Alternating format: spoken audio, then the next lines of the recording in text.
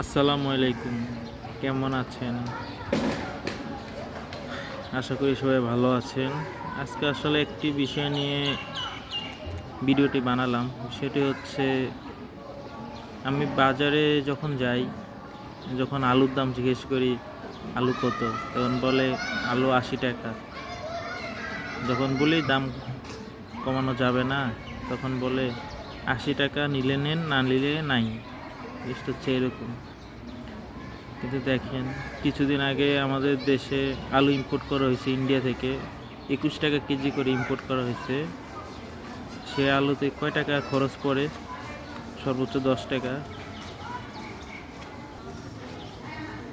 আপনি যদি ১০ টাকা আলু খরচ পড়ে ৩১ টাকা পড়ে ১ কেজি আলুর দাম।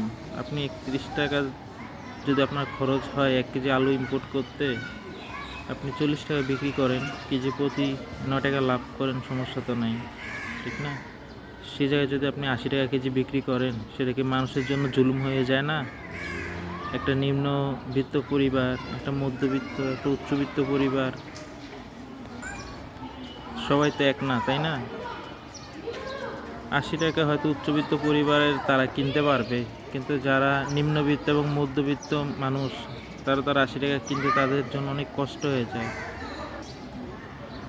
মহান আল্লাহ তাআলা ব্যবসাকে হালাল করেছে, সুদকে হারাম করেছে।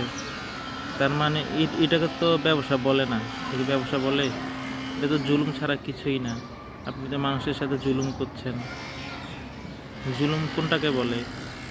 মানুষের গায়ে হাত দেওয়া শুধু সেটাই যে শুধু জুলুম তা না। আপনি কম দামে এনে বেশি দামে বিক্রি করছেন, সেটাও একটা জুলুম। ব্যবসাও কিন্তু একটা ইবাদত, ঠিক আছে? ব্যবসা একটা ইবাদত। আপনারা চাইলেই ব্যবসাটা হালালভাবে করতে পারেন, মানুষের উপকার করতে পারেন। আপনি একটা জিনিস চিন্তা করেন, আপনি হয়তোবা আজকে ২১ টাকার আলু ৮০ টাকা বিক্রি করছেন, এটার কিন্তু আপনার হিসাব দিতে হবে।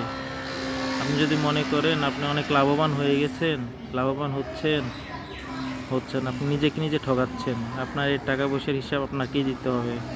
আপনার ফ্যামিলিও দিবে না, বউ বাচ্চা দিবে না, মা বাবা দিবে না। তো সবাইকে রিকোয়েস্ট করব যে সবাই ন্যায্য মূল্যে বিক্রি করেন সব কিছু, যেন মানুষের উপকার হয়, মানুষের গলার কাটা না হয়ে যায়।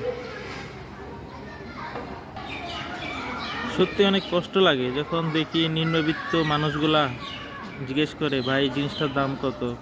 যখন তার কেনার সাধ্যের বাইরে চলে যায়, সে না কিনে চলে যায়। জিনিসটা দেখতে খুব কষ্ট লাগে, তার জন্য ভিডিওটা বানানো। যদি আপনাদের ভালো লাগে, লাইক কমেন্ট শেয়ার করবেন, সাবস্ক্রাইব করে দেবেন। আসসালামু আলাইকুম ওয়া রাহমাতুল্লাহি ওয়া বারাকাতুহু।